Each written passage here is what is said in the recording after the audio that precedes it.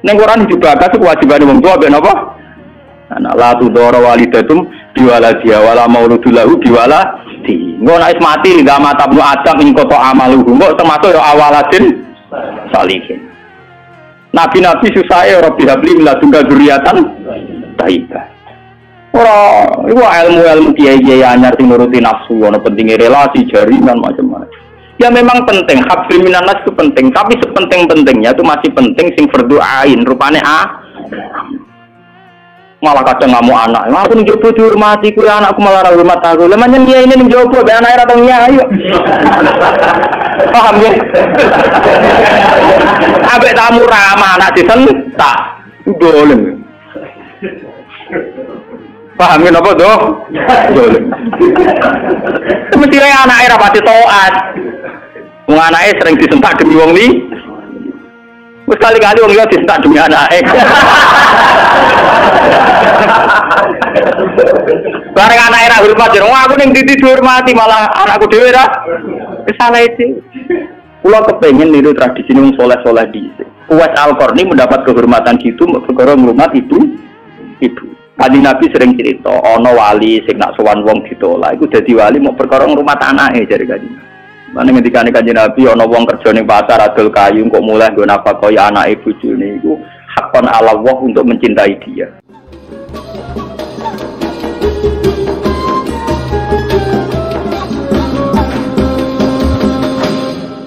Ini mun kula niati saking dalam kepen ngaji masalah ulul amri ya. Iki rumono tenan. Terus kowe sampean waca ya, artinya sudah saya baca itu. Ini tafsir Munir karangane Syekh Nawawi napa Banten masuk ulama Indonesia sing alim diakui teng Mekah teng Hijaz terutama nggih Syekh Nawawi Banten. Beliau itu guru Mbah Khalil Bangkalan. Mbah Khalil Bangkalan di murid golongane Mbah Hasyim Asy'ari Satrusin. Ya Mbah Hasyim itu butuh Gus Dur bareng. Malah itu sanad. Jadi termasuk ulama top tenggene Mekah riyen niku Syekh Nawawi Banten. Sing ngarang tafsir Munir. Ngaten kula terangake. Hampir menjadi mainstream kalau kayak gubernur, kayak bupati, kayak lurah. Itu rata-rata legitimasinya secara syariat itu dianggap ulil apa? Amri ya. Dalam konteks NU mungkin itu PBNU, dalam konteks Muhammadiyah mungkin PP Muhammadiyah. Nah, urusannya ngaji ini ki ulil amri aku ngomong rugen lebih sederhana, lebih apa? Yang jelas melihat asbabun nuzul itu kental sekali bahwa sebetulnya masalah itu tidak keluar dari disiplin militer. Kalau balik ini melihat asbabun nuzul awal mula ayat ini turun itu tentang disiplin apa? Militer. Karena dalam teori perang itu 1 detik 2 detik pasukan internal itu konflik bisa kelibas semua. Sehingga dalam sistem perang atau sistem komando tidak ada ruang istihad, tidak ada ruang polemik, tidak ada ruang beda pendapat. Kalau dalam suasana normal orang boleh beristihad bagaimana Indonesia yang terbaik, bagaimana umat Islam terbaik. Ada yang bermadzhab harus pribumisasi Islam misalnya. Ono sing berpendapat kudu jelas al-farqu bainal haqqi apa? Hak mana batil. Kalau ini mana ini. Ayat ini secara nuzul itu jelas-jelas tentang konteks perang. Kita tahu dalam teori militerisme, dalam teori militer, teori perang tidak ada ruang diskusi, tidak ada ruang dialek, juga tidak ada ruang istihad. Semua harus tunduk pada perintah komandan. Sehingga orang sekali Ammar bin Yasir, orang sekali Abu Bakar Siddiq. Ketika Nabi suatu saat memimpin, Khalid, kamu komandan. Itu sahabat yang kaliber kayak Abu Bakar sekalipun, itu tidak berani bantah. Meskipun atas nama kesalehan Khalid bin Walid itu tidak apa-apa dibanding itu Abu Bakar. Tapi karena ini sistem perang, di mana keputusan harus final dan harus cepat, kalau tidak terbunuh, itu harus tunduk. Jadi tidak bisa ada ruang istihad lagi, karena ini sudah di medan apa? Perang, harus seragam. Ya sama, teori militer mulai zaman dulu sampai sekarang sama, harus seragam, satu komandan, satu instruksi. Nah, kalau demikian halnya, maka fantasi-fantasi kita, nih, sering dengarnya kita, ulul amri itu lurah, bupati, gubernur, itu salah besar kalau melihat asbab nuzul ini. Dan itu yang pertama kaul yang diyakini Syekh Nawawi sinten Banten. Makanya di sini beliau bilang apa itu awal-awalnya itu qala Sa'id bin Jubair nazara hadil ayat fi haqqi Abdullah bin Hadza Asami, terus fana zalat hadil ayat fakhina idzin fal murad bihim umara'us saraya. Tapi lucunya pendapat ini tidak populer di Indonesia. Paham ya? Tidak apa? Padahal ini takbir sorry, fal murad bihim umara'us saroya. Yang harus kita tundui tidak boleh ijtihad lagi adalah umara'us saroya, komandan perang. Karena harus satu instruksi, satu garis. Sekarang kita coba latihan ijtihad. Kalau kita latihan ijtihad dalam kondisi normal, tentu guru dengan murid saja bisa beda. Tidak boleh kita langsung tunduk sama guru dalam hal kondisi normal ini, dalam hal ijtihad. Orang tahu semua kalau Imam Malik itu gurunya Imam Syafi'i, tapi Imam Syafi'i punya mazhab sendiri yang tidak sepersis mazhabnya sinten Malik. Orang tahu semua Hambali itu muridnya Syafi'i, tapi Imam Ahmad punya mazhab yang tidak sepersis mazhabnya Syafi'i. Bahkan dalam Islam jelas-jelas ada aturan main manis dafa asoba falahu ajrun wa in akhta falahu ajrun wahid. Orang yang ijtihad kok benar dia punya 2 pahala, kalau salah hanya 1 pahala. Karena pasti kita dengan guru kita dengan orang tua kita dengan panutan kita, pasti ada kias ma'al farik. Kita masih bisa pembeda. Padahal sahnya kias ma'al jamek. Mesti kita ini dengan guru kita ma'al farik. Misalnya Mustafa bin Irwago, tak ngiyai kok Gus Bae mulang kitab. Saya ngaji sopo. Paham? Misalnya gue niru di tamu kok baca jati pandai gelang. Gue ramai rapayu di tamu, pun yang seorang malah rapayu. Paham? Padahal itu guru kita. Paham ya? Banyak. Kenapa kita harus beda dengan guru? Bukan karena melawan, konteksnya beda. Misalnya istiqomahnya kiai tentu ngulang santri. Kita tidak punya santri, ini tonggo. Paham ya? Iku tonggo sing kita kalah sejarahnya. Tahu diutan, tahu buruh. Barang kita mau jadi kiai mantan buruh ngerasa atau bingung kalau tidak wajib. Paham ya? Bagaimana mungkin kondisi sosial kita yang begini? Apa kiai PD kalau kiai sing sana turunin apa? Ya. Paham ya? Akhirnya kita tetap diam-diam punya format sendiri. Nah, makanya bagaimana mungkin ulul amri itu ditafsiri kalau harus seragam di luar konteks militer tentu salah besar. Malah Imam Nawawi memiliki dawuh bahwa ayat ini sebetulnya turun dalam konteks apa? Militer. Gini ku umara'us saroya. Tapi tragisnya pendapat ini tidak populer di Indonesia. Mulai tiap lurah, bupati sampai SBY, tiap kiai yang mimpin ormas itu mengklaim kalau beliau itu adalah apa? Ulil amri. Dan kita harus taat, harus tunduk. Paham ya? Itu kalau menurut pendapat di sini ya, niku awal yang dipilih ya. Artinya Imam Nawawi menceritakan 3 pendapat, tapi yang diprioritaskan di pertama. Biasanya tradisinya ulama, kalau yang dihikayakan pertama itu yang diyakini, paham ya? Dia misalnya punya 3 hikayah pendapat, ya kok yang diletakkan di pertama berarti yang paling apa? Diyakini. Itu biasanya tradisinya ulama kultural. Paham ya? Terus pendapat kedua, qala ba'duhum ta'atullah wa rasulihi wajibatun qat'an. Sudah jelas ya, kalau taat Allah Rasul pasti wajib. Sekarang kalaupun ulul amri itu adalah penguasa atau ulama atau guru atau orang tua, itu dalam keputusan Islam yang ijma. Ini perlu dicatat. Dalam keputusan Islam yang sampai nopo? Ijma. Bukan dalam keputusan Islam yang masih dikhilafkan. Dan tidak banyak masalah Islam yang ijma. Perlu dicatat, tidak banyak masalah Islam yang diijma. Misalnya sholat zuhur, paling yang diijma ulama itu hanya bentuknya yang 4 rakaat. Variasi senda kepembok. Paham ya? Tidak kok si tangan itu boleh misalnya udel apa nengigo sing jari hilang mergo dicolong Adam keluar nigo tidak ada simpen. Awak mindal ilai harus ditutupi nak senda kembok hadis ganti itu pirang-pirang. Paham ya? Oh, nah, sholat orang Pakistan ya dan kenceng. Wong Nabi nate dawuh nang salat sedekah itu seneni. Maksudnya tanganan beno kaya biasa nih, jadi nyata. Paham? Wong ana hadis nak cara riyen guru kula nate cerita. Nak salat wong Turki wae jajakan dasinan. Kejare Nabi, kowe nak salat kudu ala ahsani hayatikum, pada baju terbaik kalian.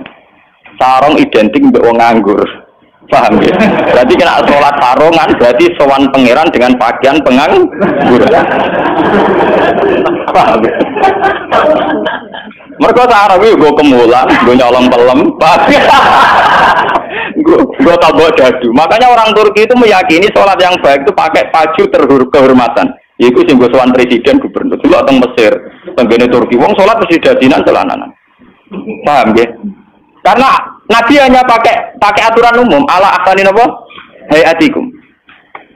Sehingga pernah ada ulama hadis besar di Al-Azhar itu khutbah di adasinan tidak pakai peci. Ditanya itu tidak pakaian mainstream yang di Mesir, ulama Mesir. Dia bilang ini ahsani hayatikum, ini keadaan terbaik saya. Paham? Jadi kalau pakai ukuran itu tentu kita sholat pakai sarung identik dengan pakaian istirahat. Kemulan. Menon awang kota yang biasa celananan nganggo sarung bedak ning jeding. Bedak ning kamar napa? Mandi. Tentu itu pelecehan. Nganggo teori. Dan itu banyak ulama yang anti, betul banyak. Kalau sampean di Turki, di Pakistan, di daerah-daerah yang meyakini itu pakaian pengangguran, itu kriminal betul. Karena siarnya begitu, nggih, tradisi siarnya begitu. Tapi kalau di Indonesia, untuk daerah tertentu juga, ada semua Indonesia, sarung itu identik dengan pakaiannya santri. Ya sudah, kita sarungan ala santri. Tapi coba kalau di Malaysia, kayak Mahathir Muhammad, dia pakai celana, sarungnya disampingkan. Dan itu ala aksanin apa? Hayatikum. Tapi di Indonesia sama tak gitu, ketoprak tapi. Nah ini contoh. Lah yang kayak begini tidak mungkin masuk kategori wajib taat karena variannya tidak ijma gitu loh maksudnya. Saya tuh paham ya? Nggak mungkin kita taat sama guru sama penguasa yang variannya begini karena tidak pada level nopo ijma. Paham ya? Mulane kula nu tak ngiling-ngilingan, kula bertakoki santri kula, "Nah, nak salat cepet." Ya sing wajib pokoke rukuk itu juga dari subhanallah terus sujud. Pokoke sing ijma tok kula niku pokoke standar sing cepet. Kulo ngiling-ngilingan sunai Nabi mesti tak. Kulo sering kabenan putih udah ngiling-ngilingan sunai Nabi. Mergo kulo cobaan gak mungkin. Daripada orang blas, wah ngiling-ngilingan Nabi seneng pakaian putih, kulo seneng putih, kulo seneng ngiling-ngilingan. Kulo paling ra seneng gak ibadah jujur. Kulo Nabi paling ra seneng klambi sing corake ruwet. Mergo Nabi nate diadi ibadah iku menolak karena corake napa keruwetan. Jadi taubun lahu a'lamu cara Indonesia napa? Makanya itu untuk zina. Biasanya kalau dalam tradisi Islam yang untuk zina itu perempuan, apa? Makanya desain klambi takwa itu tidak ada yang batik karena memang kalau yang kaitan takwa itu identik dengan polos. Niki cerita sunnah loh, guys. Artinya tidak ada yang saya kritik, ya. Apa-apa standar. Nah ini cerita ala ahsani apa? Hati. Ala ahsani hati. Ya, tapi yang menjadi masalah, gitu, kalau nanti diskusi di Kiai. Tapi masalahnya ini loh, kelambi wong Indonesia paling dalam kehormatan itu batik. Makanya banyak kiai-kiai yang sholat Jumatan malah bilang ngaku batik. Alasannya Jumatan disunatkan pakai putih, kalau tidak baju terbaik. Nah kadang batik itu menempati kasta terbaik. Tapi sebetulnya itu keruwetan. Masalahnya itu ada variannya dulu, varian coraknya itu yang lahu aklam, yang variannya apa? Keruwetan, apa? Keruwetan. Tapi rapopo, tiga rapopo. Mending rapopo. Lah yang kayak begini itu tidak mungkin menemukan format ijma, sehingga tidak mungkin kita wajib toh. Dicatat ya, tidak mungkin kita wajib toh. Sehingga tidak perlu santri Indonesia yang mondok Mekah terus mulai jubahan, dia nggak perlu. Sing mondok India terus nganggo turbus gitu perlu. Sing dikiai kemal-kemul jubuhan, orang ganteng pasal jubuhan, wah sini wong. Nah gurumu nih Mekah jubuhan pantas ganteng gagah. Aku wirang puasa kriting jubuhan. Mesti pikiran wong pertama punya orang arah darani sunnah Nabi. Kan benda bi, mesti wong ora sido nafsirno sunnah tapi nafsirno sing ora.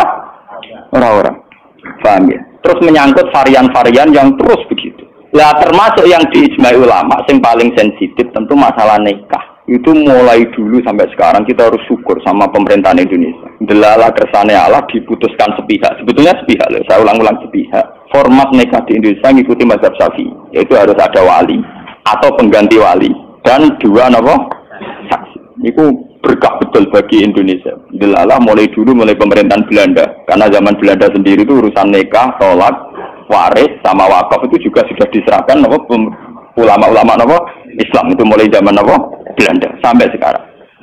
Karena nikah itu yang ila darajatil ijma itu hanya berapa? Jika ada varian-varian mazhab kayak Dawud Az-Zahiri, di Syiah sendiri ada mut'ah. Terus di Indonesia sendiri saatnya ngomong sing wis ra kuat ngebet terus akhirnya nganggo khilah-khilah mut'ah. Dasar ngajine Dawud Az-Zahiri khilah-khilah dhewe. Termasuk dia nanti orang kiai terkenal gegere rakaruan perkara mut'ah janda populer.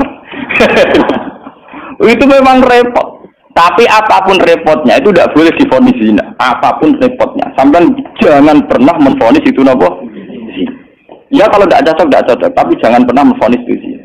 Karena aturan main dalam vonis, dalam sanksi itu ngendikane Nabi idraul hudud bisyubuhat. Fa innal imama la ayyukhti afil afwi khairun min ayyukhti afil uqubah.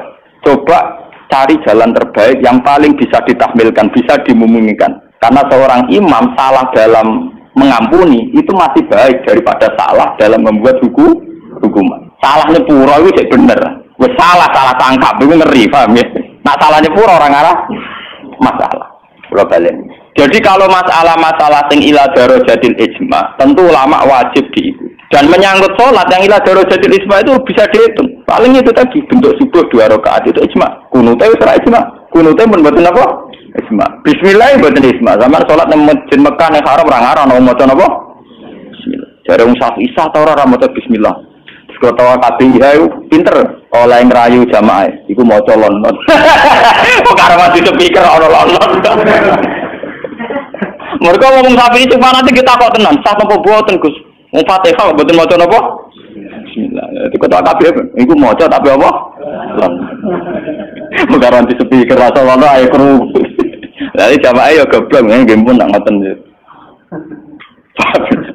Dari dulu kalau bismillah itu memang masalah. Ya, mulai riyen memang apa? Masalah. Yang kalau kayak gitu itu tidak ila darajatil ijma. Lalu wonten cerita ulama Wahabi ketemu ulama Sunni. Zamane Sunni nang Indonesia ku NU. Kita koi. Bismillah itu ayatun min kulli suratin utawa ora. Dari ulama NU ya ayatun min kulli suratin. Ya mesti kiap tau NU. Ditakoki wong Wahabi. Kowe nak nulis kul wa ahad iku mulai angka 1 ayat 1 ku apa? Ya kul wa ahad iya nak mulai ayat ditulis mulai bismillah. Ora ono tulisan Quran bismillah ditulis ayat itu. Mesti kul wa ahad 1, Allahu samad 2. Wong dhewe ora termak engko barani ayat iku piye? Wong dhewe nulis iku mulai napa? Mulai kul wa napa? Ah. Tapi ulama dia kalah sitok ning Fatihah. Khusus Fatihah itu sebetulnya dalam ini ulama Wahabi itu pasti salah. Khusus Fatihah itu memang mulai dulunya dulu zaman ulama ahli hadis. Khusus Fatihah itu bismillah ayatun minal. Ya, ayatun minal Fatihah. Makanya Qur'annya Wahabi sekalipun itu untuk Fatihah bismillah itu sudah punya angka apa? 1. Khusus Fatihah loh ya. Nah, kira tahu neliti, menyerah tahu paham. Mulai tuiling ngapal Al-Quran nganti lari semaan ora paham. Oh, ora bakat seneng ilmu. Khusus bismillah di Fatihah itu sudah ditulis angka 1. Karena dulunya dulu khusus Fatihah memang bismillah itu ayatun minha. Paham ya? Tapi di selain Fatihah jelas enggak, sampean lihat. Di semua Quran seluruh dunia. Mesti bismillahirrahmanirrahim tanpa ada tulisan ayat. Baru kul a'udzu birabbil falaq ada 1. Paham ya? Itu menunjukkan bahwa tidak ayatun min kulli surah. Makanya sampean kalau punya Quran Arab Saudi ya, kalau sudah baca ya, ganti surat ya paling mandek sebentar, ya langsung sabbi isma rabbikal a'la nanti ganti surat ya. Wallaili idza yasha nanti ganti ya duha atau apa pokoknya dia tidak berhenti tidak baca apa? Bismillah. Tapi api pemerintahnya Wahabi ora api. Bae ngono lah nak nyetak Quran standar dunia tetep ana bismillah ya. Paham? Mbok dirapai mbok piye pokoke walhasil niku dekne tetep nulis napa? Bismillah. Jadi cocok pokoknya sementing ditulis lumayan. Paham ya? Mulane kiai-kiai kira iso do-bodoni jamaah. Sepundi kok mboten maca Fatihah imame. Ya maca tapi kira krungu. Yo pernah ngerti. Wah payah. Paham ya? Tapi itu baik. Yang kayak begini itu tidak darajatil ijma dan kita boleh balelo, boleh apa? Balelo. Ya sama seperti konteks tarawih. Lo bolak-balik matur, wong Muhammadiyah roh kabeh nak tarawih nang Masjid Haram 20. Taslimatun min kulli ada, tetep balelo 8. Pahami balelo napa? 8. Wong NU yo roh kabeh nak nang Mekah Madinah ora ono kunut, tetepe balelo napa? Kunut. Paham ya? Di Muhammadiyah balelo ning tarawih, NU balelo ning itu sah secara ilmiah karena tidak darajatil ijma. Ya sah itu secara ilmiah apa? Sah. Apa contoh diterusna urusan poligami, tapi ekstrim. Poligami nggih ngoten. Wong roh kabeh, nak sahabat-sahabat itu garwane ana sing 16, ana sing 10. Tapi wong Syafi'i meyakini maksimal papat. Wong yo roh kabeh, nak Sidina Ali misalnya dibujuk nganti 16. Raja-raja Mataram malah 32 6 ngono. Padahal iku Khalifatullah Pranoto napa? Ya wong ya artinya kita ini itu tidak ila darajatil ijma. Kamu menvonis zina pasti salah. Jangan mentang-mentang kamu Syafi'i orang Islam yang menikahi di atas mat kamu vonis zina pasti salah. Vonis kamu pasti salah, kriminal vonis kamu. Jangan mentang-mentang Syafi'i kamu menvonis zina siapa yang nikah fauqal arba'in. Nggak bisa. Karena itu memang keputusan maksimal 4 itu tidak ijma. Sing ijma paling sak ndure siji mesti masalah geger iku ijma iku. Iku mergo ngakoni dhewe-dhewe. Paham, nah iku peristiwa kenyataan nah iku ora urusan ijma iku lah. Mulane anggere ana kiai sing ahli sosial kados kula tak iku hukume poligami piye. Poligami ora piye. Lah kok derawan iku ya mare repot. Lah mesti kemare repot. Halal sing mare napa? Repot. Jadi masalah-masalah yang tidak irada rojatil ijma itu tidak usah punya vonis hukum. Jangan katakan orang yang nikah fauqal arba hukumnya itu juga menyangkut Jumatan. Jangan katakan kalau sebelum 40 orang terus tidak wajib Jumatan, tetap wajib. Khas mensyaratkan 40 itu khas mazhab nopo Syafi'i. Tidak bisa. Misalnya di desa-desa terbelakang banyak yang jumlahnya belum 40 dan mereka tetap harus Jumatan. Dalam kitab-kitab Syafi'i sarannya juga gitu. Jika dunal arba'in sebaiknya tetap Jumatan. Meskipun nanti sebaiknya AA2 duron. Meskipun nanti sebaiknya ya ada apa? Karena bahaya kalau nanti ada Jumatan disyaratkan nunggu orang 40. Nggak ada dalam tradisi wong latihan berjuang langsung di umat kira 40. Itu apa-apaanan. Latihan berjuang di umat 40 itu sakitnya. Nabi jadi nabi selawase ana sing di umat moloro telu. Nutri wong sapi di umat minimal berapa? 40. Orang ngarah. Paham ya? Ini kalau baleni malih. Kalau pendapat ulama itu ila darajatid ijma baru wajib ditundui. Padahal masalah yang ijma itu bisa dihitung dengan jari. Misalnya sholat 5 itu paling bentuk rakaatnya yang ijma. Bentuk Fatihahnya ya misalnya Hanafi tidak harus Fatihah. Pokoknya mata ya saro minal Qur'an. Macam-macam gitu. Nggih, mata ya taron apa? Minal. Kalau Syafi'i bentuknya harus Fatihah. Enggak harus surat. Itu yang tidak ijma'nya. Begitu juga menyangkut i'tidal baca apa, rukuk baca apa, sujud baca apa juga tidak pernah ijma'. Sementing ada tumakninah bikot di subha. Nah, ya ukurannya bacaannya baca pakai begitu. Kalau diteruskan juga masalah qiraah, ada Ibnu Katsir, ada Imam Asim, ada Imam Amir, Ibnu Amir dan sebagainya. Sehingga qiraahnya Quran ya macam-macam. Cuma kita ngikuti qiraah atau Asim riwayatin apa? Hafiz yang kita yakini dianggap qiraah apa? Masyhur. Paham itu? Kalau terusaken niki. Jadi niku sing menyangkut isma. Lah niki sing radi ekstrem Imam Nawawi ngendikan wa amma ta'atul umara wa salatin fal aksar annaha takun muharramatan. Ini kekestimen. Kalau taat pada penguasa atau raja itu kebanyakan konteksnya, kebanyakan kasusnya itu malah haram. Li'annahum la ya'muruna illa bil dzulmi. Paling banter kebijakannya berbau apa? Nah ini kok kekestimen ya. Jadi Senawi Banten itu kekestimen. Dan dalam hal ini saya tidak sependapat dengan Senawi Banten karena kalau di kitab-kitab lain itu rata-rata meyakini vonisnya jangan haram, tidak wajib. Tidak wajib dulu. Kalau beda ini kalau contoh. Kalau dalam usul fikih dikatakan haram dengan tidak haram itu beda sekali. Sama seperti hukum dialogis. Misalnya Mustafa kere itu parah. Nah orang suge itu orang anti kere tapi orang anti suge. Misalnya Rukin goblok itu parah. Tapi nak darani Rukin itu gak ngalim tapi orang anti goblok. Nah di sini Imam Nawawi menfonisnya ekstremen. Ta'atul umara itu haram. Ini ku ekstremen. Sebetulnya dirumuskan dulu tidak wajib, ya. Urutannya apa? Tidak wajib. Nah, tidak wajib itu bentuknya bisa haram ketika maksiat. Tapi ya kadang-kadang naik ke wajib. Kalau itu menjadi maslahatul ra'iyah. Paham ya? Juga bentuknya bisa sunnah. Kalau baleni malih ya. Jadi tentang usul fikih ya, dasar-dasar ilmu usul fikih wonten aturan main ngeten ya. Pertama misalnya hukum itu wajib. Ada tidak wajib. Nah tidak wajib itu bisa sunat, bisa mubah netral, ya, bisa khilafil aula. Jadi jangan divonis haram dulu, ya, jangan divonis haram.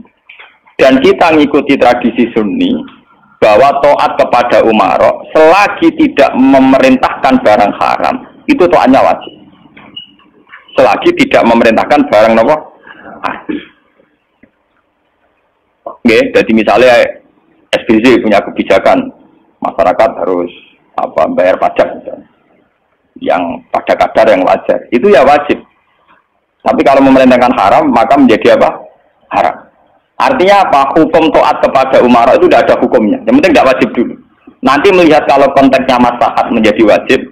Kalau tidak maslahat tapi tidak haram, ya nanti ada urutannya. Kalau agak baik, ya mungkin sunat. Baiknya sedikit, ya agak sunat. Kalau setengah makruh, ya khilaful aula sesuai urutan-urutan di fikih. Karena itu banyak itu ketentuan-ketentuan di fikih. Lah yang menjadi masalah ini sama dengan tenan. Bagaimana kalau sesuatu itu taruhannya dengan stabilitas? Ini rumah tenan. Entah itu stabilitas politik, entah stabilitas ekonomi. Kayak kasus Bank Senturi itu kaitannya jenengin apa? Stabilitas. Itu paling ngeri dalam semua tradisi kekhulafaan dulu.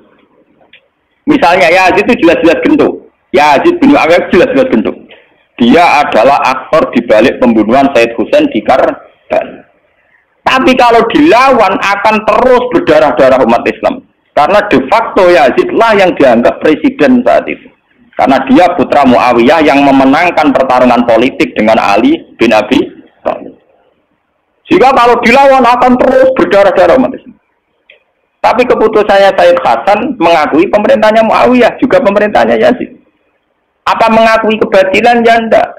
Hasan hanya ingin bilang bahwa stabilitas umat berdarah-darah harus dihindari. Perang berkepanjangan juga harus dihindari. Hingga ketika era Said Hasan disebut Amil Istima. Itu paling susah. Dan itu mulai dulu sampai sekarang masalah. Begitu juga stabilitas ekonomi. Semua ulama itu ijma kalau riba itu haram.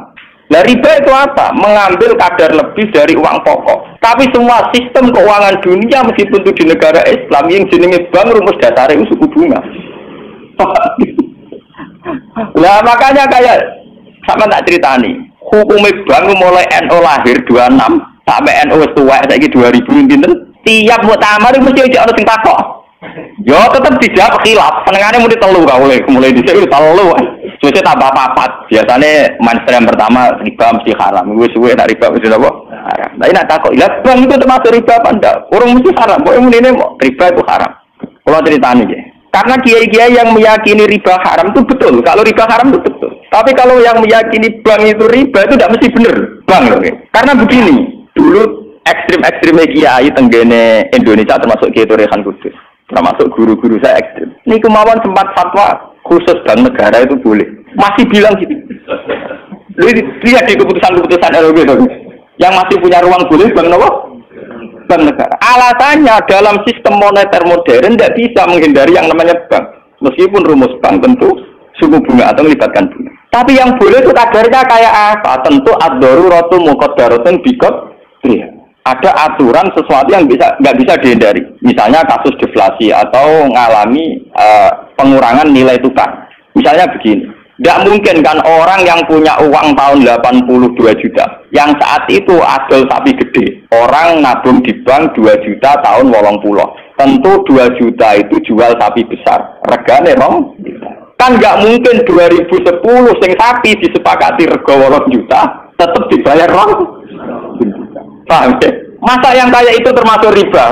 Toh tidak keluar dari Rasul Mal. Rasul Mal durung juta kan aslinya sapi itu. Bagaimana mungkin kamu katakan itu keluar Rasul Mal? Rasul Mal sapi regane 2 juta tahun 80. Saiki sapi tahun 2010 mesti regane misalnya 10. Paham ya? Lah nek 8 juta mbok anggap riba. Lho Rasul Mal apa? Sapi nek saiki regane 10 juta. Lha iku sing dadi masalah ulama. Makanya dulu ketika Rektor Al-Azhar yang jenenge Muhammad Salsut, kenapa Salsut itu populer di dunia akademik? Mereka dia tahu kontroversi mengatakan jika riba itu ada juz'un yasirun yang menutup angka penyusutan uang, maka itu belum sampai kategori apa? Cuma sing dadi masalah di Jawa yang kita alami. Terus yang diakui syariat kan hanya terus pakai emas. Sementara terus wong desa pakai sapi, mergo ora duwe emas. Misalnya begini, ini pengalaman saya nggih. Kulo nu sering ngangani konflik tonggo-tonggo masalah ngoten. Misale adike mantu, cara kuno rak diutangi kakake. Mbok Gus pokoke riyen kula utangi pedhet. Pas niku payu 400.000. Tahun 80. Saiki tukarane wis ra rukun tahun 2010 ya ini wis aku. Mbok Gus pokoke riyen kula utangi sapi pedhet. Lah iya dhisik mau 400.000 saiki tak tor 400.000 dari sing utang lho dolim. Saya udah kita pikir telu.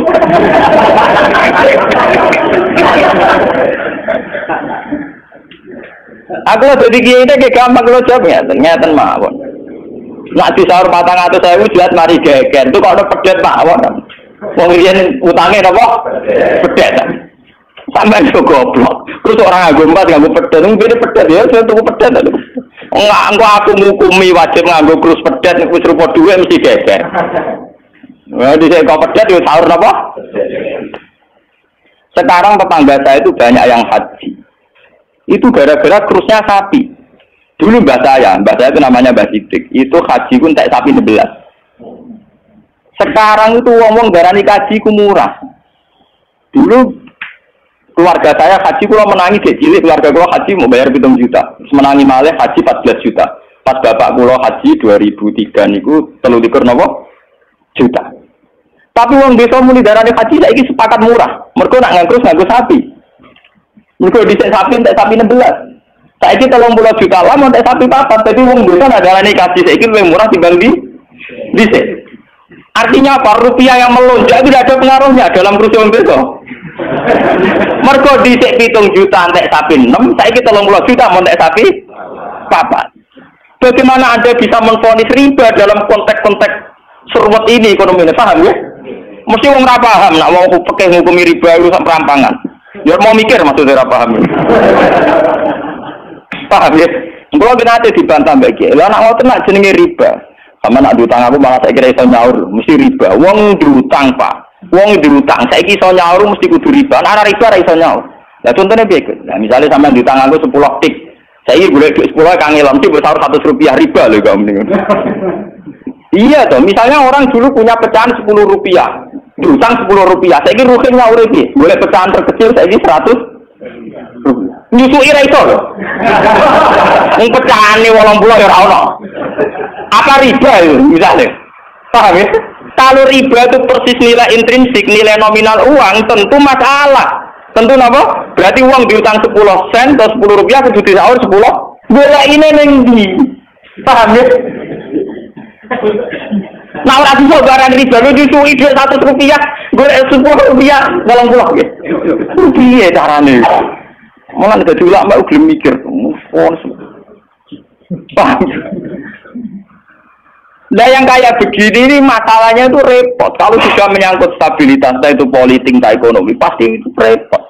Kasus-kasus ini kasus Bank Senturi, kasus masalah intelijen itu kalau pertimbangannya stabilitas politik ada intelijen, stabilitas ekonomi ada permainan bank, kudu ono LPS, buah ono KKS, gampang ono bulat. Podo untuk stabilitas kiai yang ono antar kiai rapati ngalim itu dilindungi, ono ya kiai. Ya karena semua itu demi stabilitas. Dari aku ditapai wong, cara jenengan Ki Mustofa Anis Budi saja be wong apik. Tapi kok nate ngeten-ngeten ya wong tahu salah tapi tetep wong apik. Itu demi stabilitas. Kalau mau tidak percaya pada kiai tinggi juga repot agama itu, paham? Orang mau bangko yang kalau nggak ada motif percaya ono ras. Podo kalau dukungan masyarakat ke kiai rendah kita ya repot ngurus agama gini apa? Nang takoki kiai sapa itu jenengan Budi apik ya mending. Tapi kok ngene-ngene kok ya tetep apik di bangku ya bener.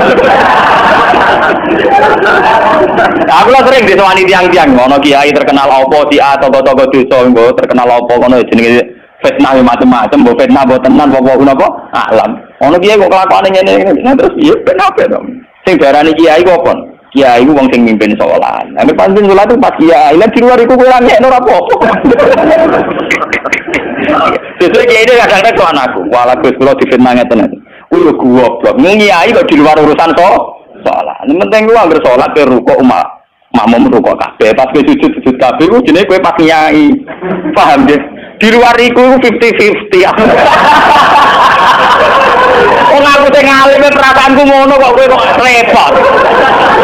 Aku ora wis kiai ngalim, perasaanku dadi kiai pendak mulang. Ora mulang serapati napa? Iya. Lokat kontak itu goto. Wong nganti sakniki biasa teng pasar lugu teng parkiran iki lugu teng isor iki biasa. Ya tiang-tiang lugu sepeda motor dhuwur kadang ya wonten sing ngamuk. Wis ono Gus Ba, aku bilang, aku nyayu pendak mulang. Kenapa ngene iki ora pasti apa? Cuma tetep wong saleh, nek tak omong ya. Aku tetep wong saleh. Lalu kula ulama paling ora tau tersinggung. Mboten nanti kalau tersinggung. Kalau rukun tak kontan nurut betul tersinggung. Dia biasa mau. Ya nurut itu artinya jadi akal. Jadi pertimbangan. Ya apa jadi akal lah. Kudune seneng di santri jadi akal. Kadang kita ini berlebihan, ngongkon wong dia juga taat di luar konteks urusan agama. Kadang kita nyuruh orang itu kan hadzun nafsi. Misalnya aku jadi kiai di rumah mewah, tentu kepengen ono pot sing indah, ono bunga sing indah. Ngongkon santri wajib nurut. Itu kan aku nafsu. Saat aku kepengen di bunga yang indah, di taman indah kan nafsu. Kenapa instruksinya pakai lembaga kekiainan? Paham ya? Oh, itu kan kriminal, apa? Paham ya? Kecuali misalnya Ruhin ngaji ngantuk, anggap kriminal bener dalam konteks agama kok itu kriminal. Paham ya? Tapi nak Ruhin tak konopo tamanku dia ngantuk itu sah, karena saya sendiri ketika kepengen taman itu ana hadzun nafsi. Itu harus dibedakan. Karena kanjak tanggaku sing kiai lah ya kowe kiai sakjane bedak salat ae. Iku pas kiai. Tapi kan naruh kok jajan terus kok gitu sih. Apik. Tangga-tangga itu wong salat itu ape prai gara-gara kecewa apa? Ya tak omongi masyarakat ya tak omong. Nak ben prai yo prai wae. Dari awal salat itu ku sunat. Ora usah maksa salat itu tambah gremeng dari awal salat itu apa? Kan arah pedal tak baduri salat itu. Ngaku-ngaku saya biasa salat itu. Gua biasa dengan di sana salat iki tak biasa. Ini biasa mawon dulu. Ya tapi nanti ada sekeramat ya wong suara gak biasa mon gitu. Artinya bukan apa-apa ya. Mbok ya agama itu tidak usah segere. Pon sunat tetep napa? Sunat. Untuk ada Jawa ora atau salat subuh nek salat. Wong apa banget nek keragat. Ora tau subuh tak salat kok. Penak. Subuh wajib ora tau pasti napa? Paham. Maka dan itu yang dipakai ulama-ulama dulu kayak Khulafaur Rasyidin pakai itu. Kalau perintahnya itu pribadi, mereka dari awal tidak mewajibkan, sehingga mereka tidak punya masalah yang serius. Kalau baru atas nama agama, benar-benar wajib toh. Sekarang itu kan rancu. Nak ngono arwah, nak ngono santri kriminal kabeh. Misalnya wong lunga, misalnya kiai lunga kudu mobil sumban, kudu wis rosi, kudu. Itu kan bagaimanapun ada hadzun nafsi. Ya kita ngongkon santri ya ngongkon, ben cung mobil bersih. Tapi kita tahu kalau itu pada unsur hadzun nafsi. Nak rodok ngantuk sithik-sithik mbek anggap yo keben. Paham ya? Kecuali kita ngongkon salat, mbek anggap kita marahi sowan pangeran jangan. Harus kita bedakan mana perintah kita yang masih berbau nafsu, yang mana benar-benar orisinil faktor agama. Faktor apa? Agama. Dan itu yang dipraktikkan Rasulullah. In udhiya ya'fu wa la yu'aqib wa in khusima yasmut wa la yujah. Nabi kalau disakiti secara pribadi mudah dia memaafkan. Beliau mudah memaafkan. Tapi wa idza du'a haqqullah, kalau haqqullah yang sudah diterlantarkan itu beliau baru tersinggung. Nah, sekarang kan sudah campur aduk. Hadzun nafsi juga lembaga-lembaga apa? Maka tak kandhani kudu nurut. Partaiku. Ya PKB atau P3. Kalau PDIP mbah. Jangan dia kok PDIP lho, kalau penet tak perjuangan. Lalu mulai dia kata, partai apa bagus? Kalau PDIP tapi penet tak, napa bagus dia perjuangan. Ini orang murid kudu napa? Perjuangan. Nak melihat PDIP golongan karya. Kau ngalim kudu sering berkarya. Mohon kula terusaken nggih. Ya niki sing termasuk antike Dawe Senawi Banten. Wa idon anna a'malal umara wa sa'atin mauqufatun ala fatawal ulama. Jadi sing sederhana ayat. Harusnya kebijakan-kebijakan penguasa atau raja itu mauqufatun ala fatawal ulama, ala fatawid ulama, fatwa-fatwi. Raja atau penguasa itu kalau punya keputusan itu harus ikut pada garisnya ulama. Nah, kalau bolak-balik matur. Sekarang yang merupakan garis ulama dalam konteks bernegara itu apa? Ini kalau ngomong sensitif ya. Yang kaitannya ulama dengan negara dalam konteks negara yang kayak Bhinneka Tunggal Ika itu apa? Itu pancen repot. Misalnya begini. Kita punya Ambon, punya Maluku, kita punya NTT.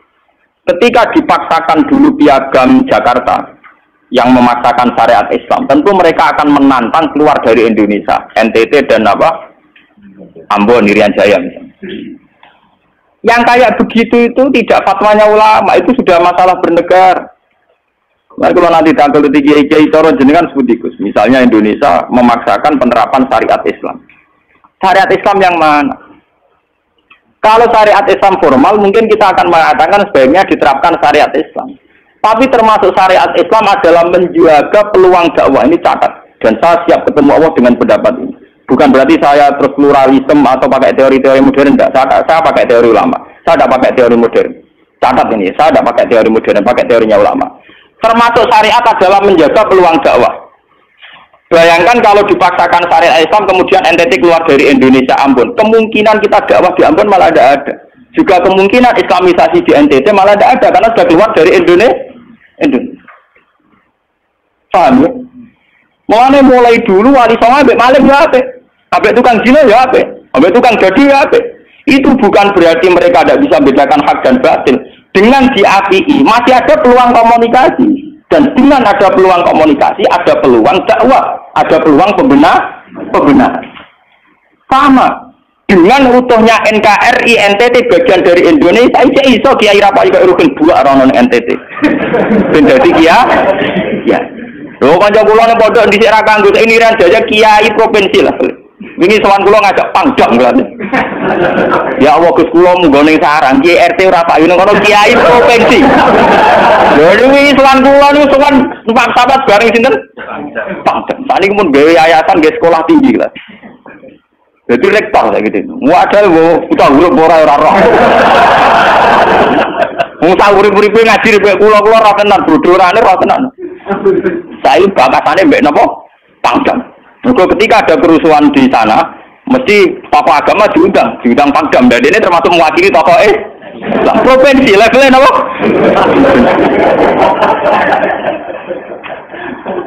Artinya logika sehat kita, kalau kita memaksakan syariat Islam formal malah NTT lepas, itu kan berarti tidak ada kesempatan dakwah. Toh dengan tidak lepas, toh kita bukan berarti tidak ingin dakwah, kan tetap ingin apa? Mau nih bojo ngecewakno lha kok pegat. Nak rabuk pegat ana kesempatan dandani nek kena wong ra iso.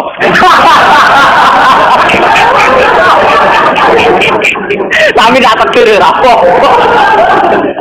Alnya sama. Semua sejarah wali songo itu sama orang nakal kan enggak apa-apa. Sampeyan delok biografi Ki Khudari Tegalrejo, dhisik terkenal kancanan bajingan. Bajingane tunduk mergo sungkan ramae to. Teng Rembang ana jenenge Ki Sahid, wonge ganteng ya toreko. Niku wonten bajingan tobat mergo kula sungkan bebas saya. Mboten nate duka mek kula, nek ketemu kula nggih senyum. Niku sungkan senyume nganti tobat. Artinya apa? Saat kita ekstrim atas nama hak dan batil malah lari. Toh teori itu ya diakui Quran walaupun tafazzan ghalidul qalbi lan fadlu min hawli. Toh teori itu juga tidak jauh-jauh dari aturan Islam. Meskipun kita juga punya teori yang lain, karena ini tidak selamanya berjalan lancar. Kadang gue kancanan nakal ya belok nakal tenan. Kancanan nonde ya patut tenan. Selingkuh tenan. Sebab itu ya ben yo FPI yo keben ekstrim yo keben. Nyatanya pribumisasi kadang yo katut tenan. Wong Gus kancanan nakal kadang sing nakal ora anut Gus, kadang Gus katut sing nakal. Malah jadi rocker. Dari sisi pertama dakwah dibeli Gus sing melok nyanyi. Ora kok sing grup band malah wiridan malah. Artinya kan metode apapun kan enggak semuanya jalan lancar, tapi kita atas nama manhaj metode kita seluas mungkin punya wacana nggih, terus kita punya banyak pilih. Ini disebut ikhtilaful a'immah atau nomor rahmah. Makanya yang kamu maksud dengan syariat Islam itu apa? Kalau sering bilang, yaitu misalnya ditetapkan undang-undang ini. Setiap syariat Islam, kenapa kita ngemis ke negara? Nunggu diundangkan. Kapan kita mandiri sebagai ulama kalau setiap syariat Islam nunggu diundang? Sebelum diundangkan negara, kita sama ulama selalu dakwah ilallah. Misalnya sebelum ada badan narkoba, urip-urip kiai mesti anti narkoba. Sebelum ada undang-undang misalnya tentang perkawinan, urip-urip kiai nak kawin mesti golek wali. Nah ana tanggane kawin digoleki syahid, goleki napa? Wah, kenapa setiap syariat Islam kita ngemis ke negara? Dulu ketika bubaran Ahmadiyah juga kita ngemis ke negara. Tanpa itu pun kita sebagai ulama tetap anti napa? Ahmadiyah. Lah nek saiki misalnya tokoh Ahmadiyah kalau menarik di bangku lah saiki kowe lomonti bagi kiai kono. Kowe kali-kali nyalahno awake dhewe barang.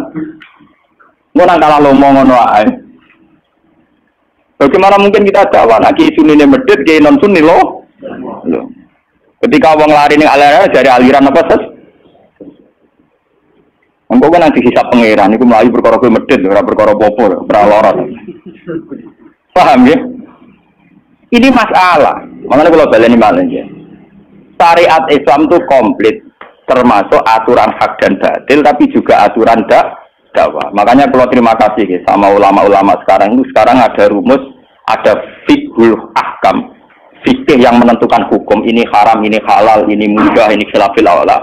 Tapi juga ada fiqhul dakwah, di mana dalam sebuah proses diperlukan satu toleransi. Jenis apa fiqhul dakwah. Dan itu penting kita kaji. Karena dalam sejarah Makkiyah juga begitu, dalam sejarah apa Makkiyah. Ketika periode Mekah, zina itu tidak pernah halal. Kamu catat, zina itu tidak pernah halal. Maling juga tidak pernah halal. Tapi ada periode 13 tahun di mana Nabi tidak sering ngomong haramnya zina, juga tidak ada hukuman bagi pezina. Artinya apa? Tidak mendesak untuk membicarakan urusan zina, urusan maling. Karena yang mendesak saat itu urusan tauhid. Misalnya kamu dakwah di NTT. Tentu yang penting umat diajak ke logika bahwa tauhid itu lebih benar ketimbang trinitas. Ya hanya begitu saja. Kamu tidak mungkin langsung masuk ke urusan zina, maling, gento dan sebagainya. At-tadrid fi sunnah, proses dalam sunnah. Itu juga penting. Ini tahapan-tahapan dalam proses dakwah. Lah fatwa ulama itu termasuk fatwa yang begini-begini ini. Makanya dalam semua sejarah wali ini catat, mesti ada ulama formal, ada ulama sing ora formal. Dise ana ulama sing pro syariat kayak Sunan Kudus. Selawase ra cocok kok seneng Kali Joko. Kok Kali Joko pokoke wong Islam wis bener, mulane penggemar lucu-lucu. Termasuk ora usah salat dari salate Mbak Kali. Atine wis salat.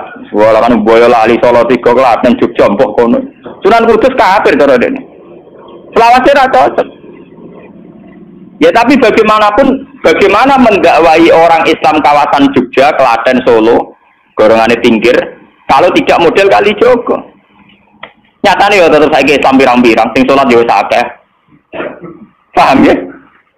Itu dulu masalah betul. Sunan Kudus kiai fikih. Bahkan ulo untuk cerita ya, dari lesan ke lesan dari para kiai.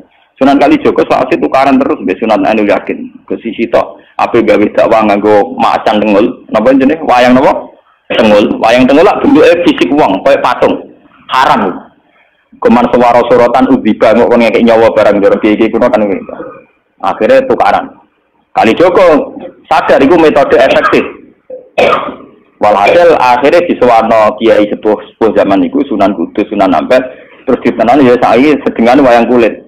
Mergo wong geteng ora urip. Ya tetep ana wayang tapi kulit. Artine iku ya geteng artine kan gak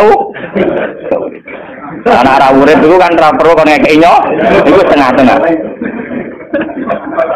Lah Sunan Kali Joko muni syahadat lho mok. Munine tekaten. Muni kalimat syahadat lho mok. Muni kalimat sodo. Saking jawanisasi napa dene yakin putih ku sunat ya nganggone ireng terus kabeh foto wali songo putih kecuali Kali Joko. Dari TKB wonten napa Kusumo. Ya bapak kula utuban Kali Joko utuban. Wong kula nate diburu tiang-tiang gara-gara terkenale bapak kula di warisan Pak Wonto Kusumo. Saiki warise kula nu tamune kathah. Golek kabine sinten Sunan. Zaman kula enak mun tak dol lah ngopi ya.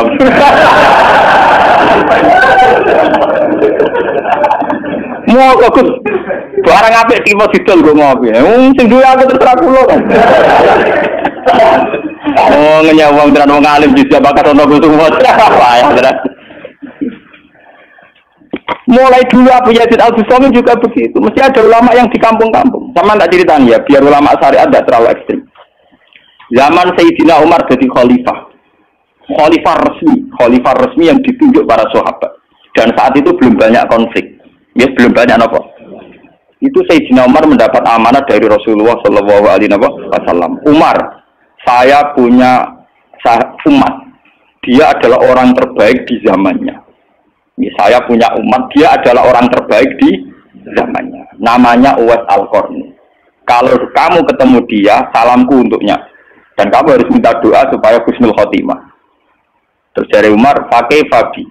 Pulang ngertosis pundi. Dia udah penyakit baros. Fa'adhabahuwa ila maudi ad-dirham. Walhasil nih gue katifil aisar ada bekas penyakit baros tinggal tak apa? Tak koin gitu. Terus ini apa? Tak koin. Ini kalau cerita. Dia punya ibu sendiri hidup di kampung Angon Wedhus. Walhasil Umar tiap ana tamu ya diblodori. Paham ya, anggar sing raine mirip-mirip ngono. Nah ora kutil kan maksudnya iku. Ora mau diatur. Mboten iki kula cerita, ben sampean ngerti. Walhasil akhirnya suatu saat itu rombongan Uwais Al-Qarni dari Qurun Al-Qarni. Niku sowan Sayyidina Umar. Ketika ketemu sesuai sifat itu, Sayyidina Umar nangis gitu. Uwais Al-Qarni mboten purun. Walhasil akhirnya yang memerintahkan ini Rasulullah. Uwais Al-Qarni purun nangis mesti tunai. Lalu sing antik apa? Sayyidina Umar tanya, "Ya Uwais, saya ingin waktu supaya kamu mau ketemu saya." "Enggak ya Umar, ini harus pertemuan terakhir. Ini harus pertemuan apa? Terakhir." Walhasil semenjak itu tidak ketemu lagi sama Umar. Artinya apa? Dan itu saya yakin, sama tidak usah anut kula, keduren anut makom kula. Dan resiko sama mesti rawani. Artinya begini, ketika orang dengan izzatil Islam, ini catat betul. Misalnya wong jadi kiai gede, kados kiai kula misalnya kiai Memun, kados Hasyim Muzadi, kados Gus Dur, kayak kiai besar. Jangan-jangan nikmatnya jadi kiai besar oleh umat loh, oleh umat tidak oleh mereka ya, jangan salah paham. Oleh umat ditafsirkan wajar kalau mereka senang jadi kiai, di mobil mewah, di duit ada pengaruhnya gede. Misalnya Habib Lutfi, orang-orang punya pengaruh, Ki Hamid Pasuruan umat. Artinya apa? Mereka, aku yakin mereka orang-orang soleh yang bisa nikmati keberhadiran Allah Subhanahu. Tapi umat tetap membaca mereka bagaimanapun ada fasilitas. Umar sebagai khalifah punya pengaruh, punya uang, punya otoritas. Bagaimana dengan fakta bahwa Islam juga mengajarkan orang hanya nyaman hanya satu dengan Allah, dengan kebenaran. Tapi dengan percontohan orang-orang kayak Uwais Al-Qarni, maka Islam utuh. Ada penjaga syariat kayak Sayyidina Umar, Habib Lutfi, Ki Memun, Ki Hamid Pasuruan. Orang-orang jadi sentral, cara teori sosial jadi mercusuar. Tapi ada orang-orang yang menunjukkan bahwa dia bisa bahagia aja dengan kebenaran. Paham ya? Akhirnya umat kan enak. Lho kados kula nu ngrasakno tenan. Kula nu nganti saiki rong tau jeneng imam masjid. Padahal imam itu sungkan. Kula mboten nate pidato. Kula besok sing pasar be anak kula dhewean mboten ngajak ngawal. Saya tunjukkan kepada umat bahwa ajaran Islam yang sebenar yang bisa membahagiakan adalah senang pangeran titik. Dan kewajiban dasar dalam Islam wonten rumah tanah. Soal pengaruh aku, loh saya ngomong ini jujur loh. Saya punya pengaruh kalau ngaji saya banyak. Tapi saya tahu betul yang kewajiban pada saya, yang hakiki hanyalah saya pada anak saya. Awaladin soleh. Kau nona hadis bakas santri. Rabbi habli miladunka dzurriatan thayyibah. Ora ono tulaban. Ora ono ning Quran hadis bakas santri. Ketok tangan guna. Paham ya? Artinya apa? Kalau santri-santri punya cita-cita kayak kiainya, mati dulu, itu kan terbayang kiai yang mulia, kiai yang dapat suanan banyak, kiai yang dicucuki wong akeh. Itu bahaya sekali, kok nak mulai ada di ngono mutung. Perempal-perempul. Aku ngalim lah orang kiai, udah jadi kiai. Ya untuk jadi kiai itu kan gampang. Orang nikmati sholat, nikmati ibadah, nikmati kebenaran, wah hakikate kiai, paham ya? Malah dia gento, nak nyarapno enak ngenteni mulu. Kulo nganti saniki, bayangno saniki, umpama sampean saiki kuwabe lho ora seneng kulo. Kulo nek ndak ada masalah. Kulo kok krungu kabar saniki sing seneng jenengane bubar kabeh. Sami sekolah garah kulo mboten susah. Hakon men. Hakon wah mboten susah. Karena saya harus melatih diri bahwa kebenaran Islam. Uwais Al-Qarni mau tukang angon wedhus rumah ibu. Agar iso dagangan ning pasar nak badi di rumah ibu. Tapi dengan begini dia walinya setingkat Sayyidina Umar. Karena apa itu tadi menjadi percontohan bahwa untuk menjadi hamba yang baik tidak perlu semegah Umar, tidak harus semahal Umar. sama ndak usah niru ya. Masalah itu Isra Mulya loh. Artinya ya sudah. Ndak usah niru. Ini hanya pelajaran saja. Tapi nak kula menyen tak tiru tenan. Artinya tak tiru biar saya hidup saya itu murah. Tanyakan istri saya. Kula sering kondo bojo kula, "Dek, aku nak mati langsung pendem. Masa ngenteni iki gede. Pakai kuburan jero terus pendem." Yo ora usah ngundang wong, yo ora usah disolati. Nek anakku ning omahe kon nyolati, nek ora yo wis. Oh, ora usah repot. Lah sing tepat tepung kadang. Ini kan sudah urusan dengan saya. Yang penting aku kepengen anakku nyolati. Dengan demikian kita biasa jadi kiai yang muda. Aku muda bahagia karena punya anak, seneng anak sudah. Coba kalau saya menargetkan bahagia ngenteni umat yang banyak, ngenteni loyale ra genti ning kiai liya, partene ora genti partai tokoh liya. Loro ati, paham ya? Wes loro ati ra bener cara penge. Begitu juga era Abu Yazid Al-Bustami, dia juga punya teman wali sing tukang ngancani preman-preman. Nanti kalau critakno jenengan. Jadi Abu Yazid Al-Bustami saking ainul yakin Abu Swarga takok pangeran Gusti, kalau saya di surga temannya siapa? Jadi ora takok mlebu ta ora, tapi kalau saya di surga itu temannya siapa? Kalau dia ini yakin kelasnya itu tidak ada yang bandingi. Jadi dia ini dua kelas yang ora ono sing banding. Sampai pangeran walhasil dijawab si A misalnya. Ya Ruken misalnya. Ruken itu aturan cekak gaya piring Jepang itu ora tau keturunan. Dia preman tidak nyerahin dia preman terus walhasil terus orang dipetuki pas neng warung mau minum-minuman. Jadi ini betul minum, dia ngombe banyu biasa, banyu putih. Kancane udah minum kabeh. Akhirnya Abu Yazid balik kanan. Jangan-jangan ngipi saya salah. Mosok koncoku ning swarga kok wong ngono iku. Pas sampai balik kanan diceluk, "Ya Abu Yazid, ya betul, saya teman kamu di surga."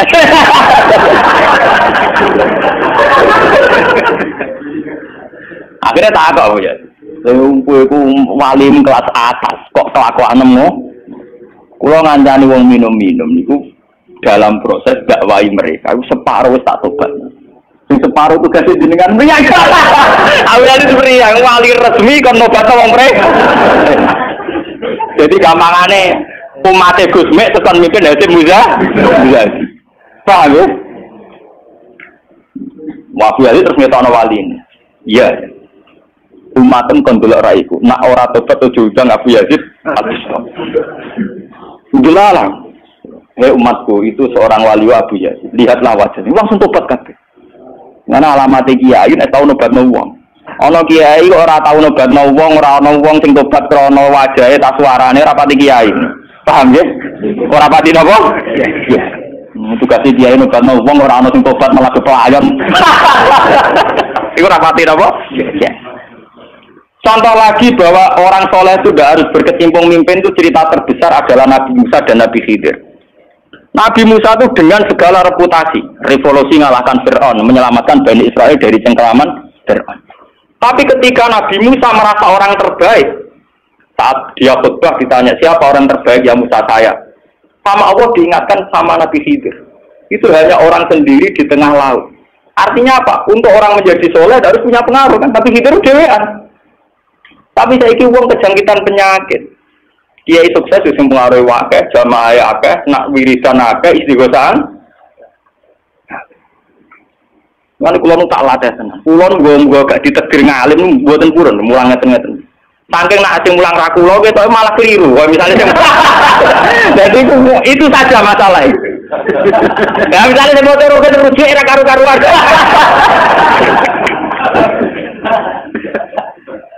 Tapi saya tetap menjaga energi ala Uwais Al-Qarni hingga detik ini saya jaga. Biar saya mudah ikhlas.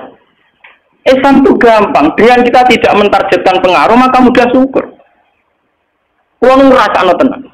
Mengkulo anggere temen iki nggih ubal ngebis, digoseki wong kok wong awam kadang dipisoi tiyang. Cara-carane kowe enak tenan. Artine dia nyaman tenan. Kadang dipisoi wong, kadang macam-macam cara-carane. Nah, kulo teng pasar biasa dipisoi wong biasa. Dia kadang ngerti, sesuai ngerti, nah itu putrane bapak. Uangnya jadi sepuluh, kalau biasa. Nong kalau buatan biasa, buatan apa? Nong biasa. Nong kalau nanti saran termasuk kiai. Nong nanti ngebis mau dipukul di tiang, bergong rosol luar kiai di bangku. Anak kulo bodoh saran mengalim ngeten-ngeten. Padahal kulo guru deh. Wah mati.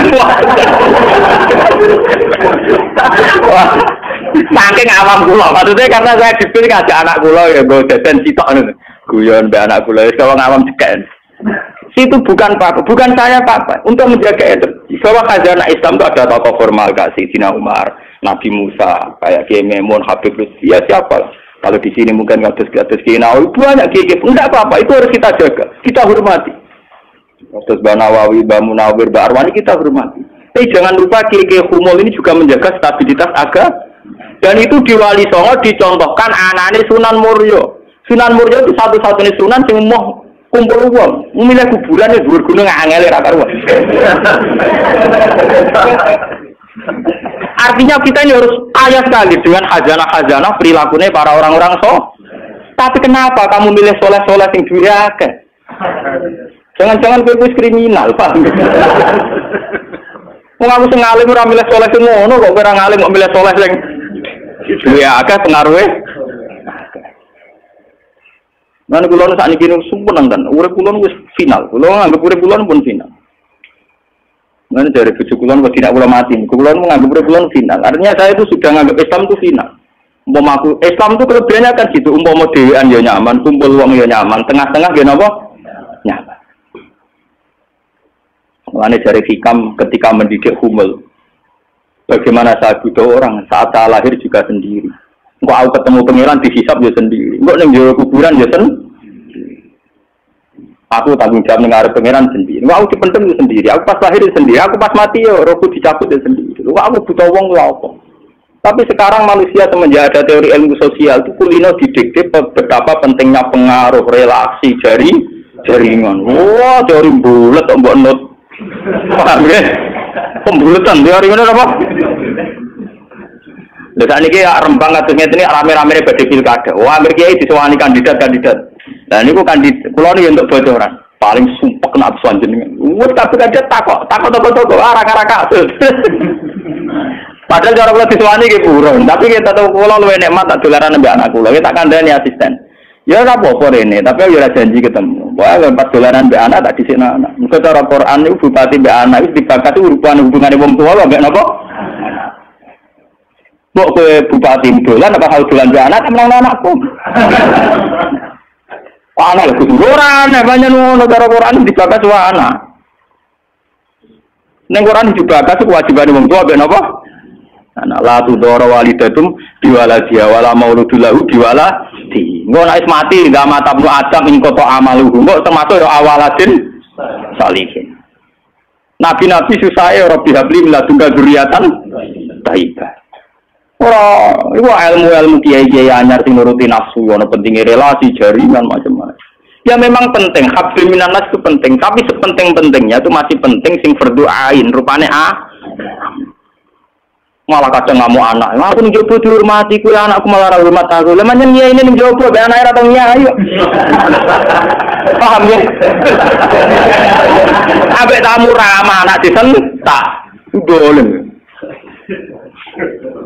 Pahamin apa tuh? Mesti anaknya rapati toat. Wong anaknya sering disentak demi wong li. Wis kali-kali wong liya disentak demi anaknya. Bareng anaknya ra hormat jero aku ning ndi dihormati malah anakku dhewe ra. Salah iki. Lho kula nganti sakniki sore anak kula tak jak-jak nganti sakniki. Bukan apa kula. Kula kepengin niru tradisi wong saleh-saleh dhisik. Nabi Musa, sinten Uwais Al-Qarni mendapat kehormatan gitu perkara ngrumat ibu. Kanjeng Nabi sering cerita, ana wali sing nak sowan wong ditolak iku dadi wali mau perkara ngrumat anake jare Kanjeng Nabi. Lan ngendikane Kanjeng Nabi ana wong kerja ning pasar adol kayu kok mulai nggo napakoi anake bojone iku hakon ala Allah untuk mencintai dia. Dan ternyata kewaliane Uwais Al-Qarni sing model humul, model tertutup setingkat kewaliane Sayyidina Umar. Nabi Khidir sing tanpa pengaruh muamen wiridan ning pinggir laut dianggap setara mbek Nabi Musa sing tahu revolusi, tahu prestasi ngusir Firaun, nenggelamno nyatane derajate dipadakno Nabi. Artinya begini loh, jangan-jangan kita mengidolakan ulama besar itu bukan karena keulamaannya alimnya enggak, tapi karena kebesaran. Buktinya saat kita mulai orang jadi kiai mutung. Padahal untuk jadi kiai itu gampang, kowe nek salat subuh, ora selingkuh, ora domino, ora togel iku ya kiai. Diarani kiai sapa? Diarani wali ala inna auliya Allah la khaufun alaihim wa lahum yahzanun. Ya mu alladzina amanu wa kanu yattaqun. Ora ana tarife wali kiai alladzina lahum tulab sing duwe santri. Alladzina lahum thalabah sing duwe murid ora. Wani kuwi durung niai ini sampean wis kiai. Mulai sakniki anggere sampean wis salat subuh ya 2 rakaat. Zuhur ya 4 rakaat. Pokoke sing wis kaya ijma' ulama, sampean kudu yakin nek wis kiai. Anggap ae kaya wis Al-Qarni nek Nabi. Utawa kancane sinten Abu Yazid Al-Bustami. Ini penting kalau aturakan karena tren sekarang mengukur kiai sukses dia itu dipengaruh. Itu keliru besar. Tidak ada itu dalam tradisi ulama wali. Sama tak cerita nih. Zaman Kiai Hamid Pasuruan terkenal wali, Pak. Pulau lu tahu banyak tentang beliau karena gurunya bapak saya, sepupunya mbah saya. Mbah saya itu punya bapak namanya Mbak Idris. Itu adiknya Mbak Abdullah, abahnya Mbak Hamid Pasuruan. Jadi saya tahu banyak cerita beliau. Beliau kan orang Lasem, masih misanan kalian Mbak. Niku nggih hormat sama wali-wali humul. Zaman itu beliau masih hormat jenenge Gus Ud Sidoarjo. Juga hormat jenenge Mbah Muhammadun Pondowan Padi. Artinya wali-wali populer sebetulnya yang hormat sekali sama wali-wali humul enggak terkenal. Tapi kita kan mesti milih yang terkenal saja. Paham ya? Padahal wali-wali yang terkenal itu hormatnya bukan main sama wali-wali yang Sinten sing aran I'anatul Thalibin Sayyid Zaini Dahlan. Niku gurune sing aran sinten? Gurune sing aran I'anatul Thalibin. I'anatul Thalibin dikarang Sayyid Abi Bakar sinten Syato. Niku muridé Sayyid Zaini Dahlan. Nggih, muridé sinten? Sayyid Zaini. Iku dhewe kanca wali ning pasar Babul Kerabu. Iku angger Jumat ditiliki. Yo guyon. Suwe-suwe santrine gak trimo. Santri kaya Mustofa ora gak trimo. Wong alime ngono kok dijak guyon mbek bakul napa? Moga Jumat ditiliki. Sayyid Zaini sing rono. Dhewe takok. Wong ngoten jangan tidak itu. Iku kancaku wae. Wong sing ilmu banding aku yo iku. Mikir murid. Ya iku Jumat berikutnya ditiliki meneh wis ra ono. Mau sempat misoi Sayyid Zaini. Kowe nyanati aku. Itu ketika ada orang gitu. Imam Syafi'i gitu. Imam Syafi'i itu orang alim kaliber.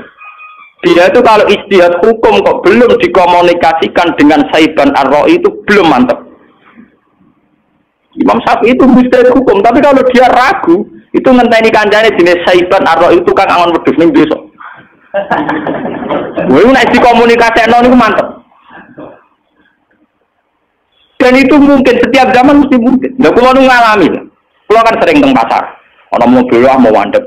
Ya, nanti kalau biasa pakai suka. Nah, cara orang siraro, nak kalau numpak dokar, cara orang raro kan orang numpak dokar dihormati orang numpak mobil. Tapi perasaan ini numpak mobil kan ngakoni kalau ngalim. Kalau nu nate badhe teng pertelon ini kisah nyata. Ya teng pertelon badhe bebal ngenteni mobil. Ya ana sing roh nak kula, Gus ana sing raro walhasil. Wonten mobil kiai gede mandek wonten kula. Mboten sareng kula. Ya wong ya janggal. Itu mungkin dan itu menjaga peradaban sehingga yang besar tidak angkuh mergo ana kiai-kiai sing humul. Cuma kula nu humule rapati sukses. Mari sing muncul-muncul lu mari ra jelas sing bareng. Itu bagus itu untuk menjaga energi syukur biar orang itu syukur jadi kiai enggak gantung pengaruhnya banyak. Enggak gantung punya santri banyak. Tapi nyaman jadi kiai karena ngugemi kebenaran, meyakini apa? Kebenaran. Dan itu penting kalau aturaken. Mane kula nganti sakniki kepengin ngoten. Cuma ora sukses. Artinya kayak kula kan ditetir tep jempulit. Jadi pengaruh dulu Mas kula mbek tamu ya rapati hormat. Kula mbek wong ya rada angel metuane. Tapi untuk takdir kayak kata kula nu takdir. Sebenarnya tidak pilihan saya, artinya tidak pilihan. Tapi ini perlu kula aturaken biar khazanah-khazanah Islam sing teng NTT teng Ambon itu masih. Kula nate diceritani Kiai Memun. Zaman Khalifah Harun Ar-Rasyid niku setiap begundal dibuat teng fak-fak teng Irian apa? Jaya. Sama seperti Inggris orang-orang nakal dibuat teng Australia. Niku nak dirunut ya ada misi dakwahnya. Ternyata dari Irian itu turunan Arab tuh banyak. Sehingga ada Islam teng Irian nanti tok Timur Leste yang dulu masih Timur. Malahnya PM Timur dia namanya Mar'in apa? Al-Qadiri ini wak turunan apa? Arab. Wong Timur Leste kok tahu di WPM turunan Arab. Ini berko zaman sinten Harun Ar-Rasyid. Niku begudal dibuat teng fak-fak, napa? Teng. Niku anak turune termasuk tokoh-tokoh sing teng putih, teng Timur Leste, teng putih. Ini wonten sejarah. Artinya apa? Apapun kumulnya perjalanan umat Islam tetap barokah bagi yang lain. Tapi kenapa kita harus cari yang terkenal? Kiai-kiai kumul barokah. Tapi aja kelainan terus kuper loh, guys. Terus percaya mimpi jimat lah. Mari saiki ku anggere kumul identik perkara jimat sampai napa? Kere. Kumul perkara ning gunung budak ngenteni apa? Nah, iku sing repot ora kumul klenek jeneng. Nak kumul nek mati Allah ora kok nek mati ngenteni keris ceblok, paham ya? Kumul kok perkara ngenteni napa? Keris. Lah niku artinya begini nggih kula matur kula bolan-baleni. Zaman Ki Hamid Pasuruan niku wonten jenenge Gus Ud Sidoarjo. Zaman Ki Bisri terkenal ngalim. Niku sering diskusi hukum ambek jenenge nak boten tepat niku subhanallah. Mbok kiai tambah kiai mabrur. Ngalim-ngalim Rembang Kota namanya sinten? Kiai mabrur. Zaman Mbah Zubair terkenal, Mbah Zubair Abeba. Niku nggih sering diskusi kalian Mbah Kula. Di Mbah Kula nggih muridé Mbah Mahfud Atur-Musi. Bahkan dulu ketika naskah Mbah Mahfud Atur-Musi hilang itu dulu dicari di Lasem.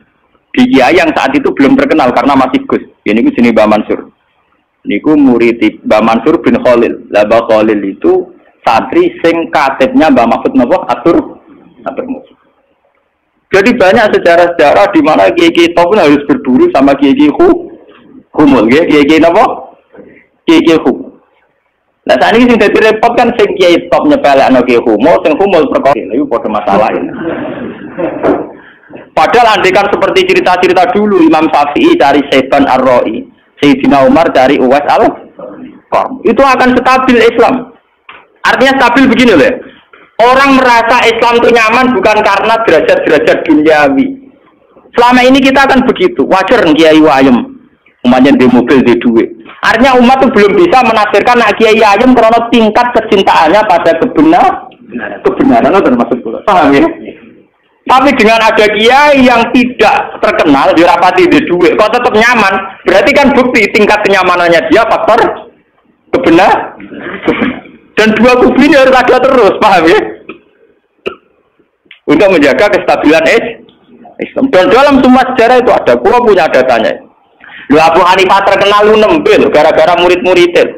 Abu Hanifah terkenal rumah kamu koyo Imam Syafi'i boten. Dekne iku tukang kain ning pasar. Lu bedino ya dul kain. Adekne wong alim, angger wong rono jebule rape tuku kain, perkara takok hukum. Wah, wong debat ora perkara nyang-nyangan, bantah-bantahan ambek sing takok. Terus saya terkenal wong alim diadol kae. Akhirnya populer. Jadi dekne terkenal keulamaan niku kok toko kain. Akhirnya diabadekno saiki asline bakal kain mboten mau. Ya ana ulama terkenal liwat jalur toko napa? Ya sesuk tokone bangkrut mergo wong rono takok hukum. Niku sinten? Abu Hanifah.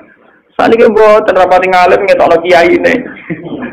Aku lalu bertahun-tahun di konco sing ora kula ngalim nggih kathah. Sane yo getun mergo anak kula wong alim. Lah kaya kula wis repot kadung nangane repot. Muga-muga kaya roken humul. Mun kula terusaken nggih. Dadi wau nggih dadi fatwa ulama yang tidak ijma itu tidak harus diikuti. Wal ulama fil haqiqah umar fa ulul amri. Assalamualaikum warahmatullahi wabarakatuh.